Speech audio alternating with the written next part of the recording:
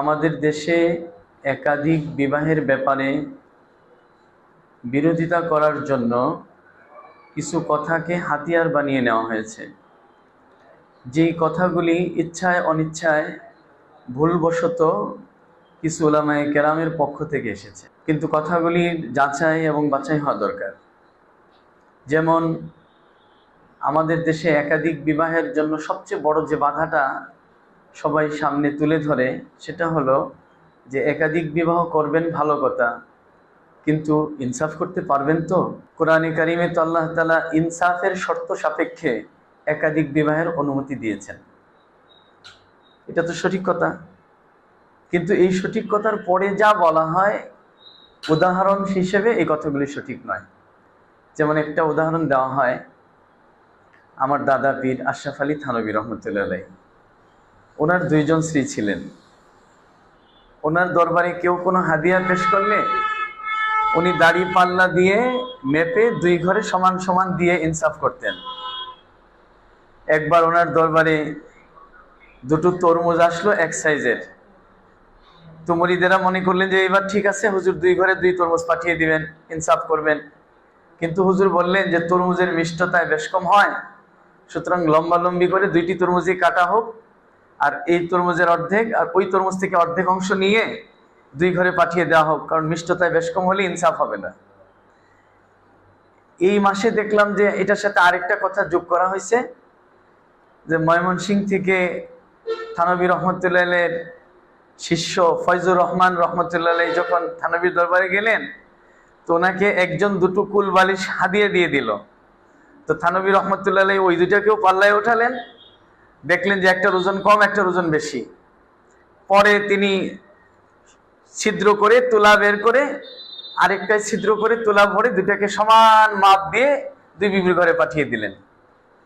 এই তরমুজের ঘটনা, দাড়িপাল্লা রাখার ঘটনা আর শিমুল তোলার এই বালিশের ঘটনা কোথায় কোন কিতাবে আছে আমি জানি না, মনে হয় না থাকারই কথা। কারণ থানভী রহমতুল্লাহ আমার দাদা পীর হওয়ার নিসবতে আমি ওনার বেশিরভাগ কিতাবের বেশিরভাগ পৃষ্ঠায় আমার দেখা হয়ে গেছে, বাকি থাকার কথা না।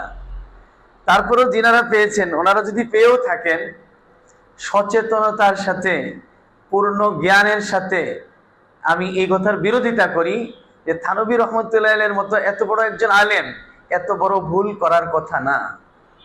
তার কারণ সহিহ বুখারী শরীফের রিওয়ায়াতে আছে, উলামায়ে কেরাম সবাই জানেন, নবী আলাইহিস সালাতু ওয়াস সালাম যেই দিন যেই বিবির ঘরে থাকতেন ওই দিনের হাদিয়া সমূহ ওই বিবির ঘরে পৌঁছাইতেন, ওই বিবি চাইলে অন্য বিবিদেরকে দিতেন।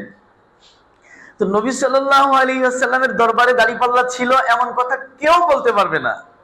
তো নবী সাল্লাল্লাহু আলাইহি ওয়াসাল্লামের কি বিবি একজনই ছিল? ওনার তো অনেক বিবি ছিল। তিনি কি ইনসাফ করতেন না? নাকি আপনারা বলবেন যে ইনসাফ করা ওনার জন্য জরুরি ছিল না? তাহলে নবী সাল্লাল্লাহু আলাইহি ওয়াসাল্লামের দরবারে দাড়িপাল্লা নাই, তাহলে থানভী রহমতুল্লাহের দরবারে দাড়িপাল্লা কেন ছিল? একটা প্রশ্ন। দুই নম্বর প্রশ্ন, এই দাড়িপাল্লা দিয়ে সমান সমান করা যায়, ইনসাফ করা যায় না। আল্লাহ পাক ইনসাফ করতে বলেছেন। ইনসাফ কাকে বলে? ফতোয়ার কিতাবে সুস্পষ্ট লেখা আছে, আদাউ হুকুকিহিন্না, বিবিদের মাঝে তাদের হক আদায় করাটাই হলো ইনসাফ। এখন হক আদায় করা কাকে বলে? আমি সংক্ষিপ্ত বলার জন্য দুটো উদাহরণে যাচ্ছি। মনে করেন আমার দুই বিবি আছে, এক বিবির ওজন 90 কেজি, এক বিবির ওজন 45 কেজি। 90 কেজি ওজন জিনার, উনি দৈনিক 1 কেজি চালের ভাত খান, আর জিনার 45 কেজি ওজন, আধা কেজি চালের ভাত খান।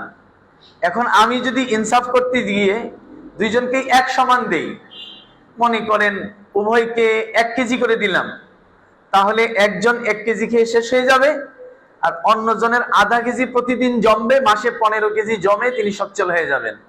তাহলে আমি তো ইনসাফ করলাম, কিন্তু ইনসাফ তো শেষে থাকলো না। আর যদি আধা কেজি করে দিয়ে ইনসাফ করি, তাহলে যেনার 1 কেজি খেতে হয় ওনার কষ্ট হবে, উনি চলতে পারবেন না। তো এটা কেমন ইনসাফ হলো? শরীয়তের ইনসাফ, যার কারণে মানুষের কষ্ট হয়ে যায়। সুতরাং সমান সমান দেওয়া ইনসাফ নয় প্রয়োজনের বস্তুগুলিতে। আরেকটি উদাহরণ দিয়ে বিষয়টা আরো সহজ করার চেষ্টা করি। মনে করেন আমার দুই বিবি আছে, এক বিবির গায়ের উচ্চতা বেশি, তার জামা বানাতে 3 গজ কাপড়ের প্রয়োজন হয়। আরেক বিবির গায়ের উচ্চতা কম, 2 গজ 12 গিরা কাপড়ের প্রয়োজন হয়, 4 গিরা কম প্রয়োজন হয়।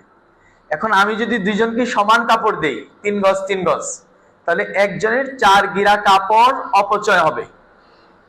আর যদি ইনসাফ করতে গিয়ে নিচেরটা ধরি, 1 গজ 2 গজ 12 গিরা করে দেই, তাহলে যেনার 3 গজ কাপড়ের প্রয়োজন, ওনার জামা তৈরি হবে না বা শত ঢাকবে না।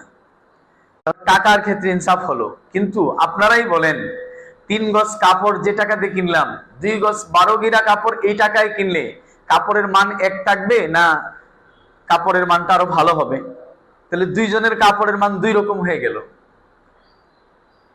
তাহলে দুইজনের কাপড়ের মান 2 রকম কেন? একজনের আকৃতি বড়, এই জন্যই তার কাপড়ের মান কম। এটা কেমন ইনসাফ হলো? এগুলি কোনো ইনসাফ না, বরং যার যেটা জরুরত ওইটাই দেওয়া হলো ইনসাফ। এই দাড়ি পাল্লা নিয়ে সমান সমান করা, এটা যখন শুনে সাধারণ মানুষ মনে করে না জানি কত কষ্টের বিষয় হলো ইনসাফ। এইটা তো পারবো না, তার মানে একাধিক বিয়ে করা যাবে না। যারা বুঝাইছে এরাও ভুল বুঝাইছে, যারা বুঝছে ভুল বুঝানোর কারণে ভুল বুঝছে। এখানে বুঝানেওয়ালাদের দোষ, সাধারণ মানুষের দোষ নাই। এই জিনিসটা আমাদেরকে ভালো করে বুঝতে হবে।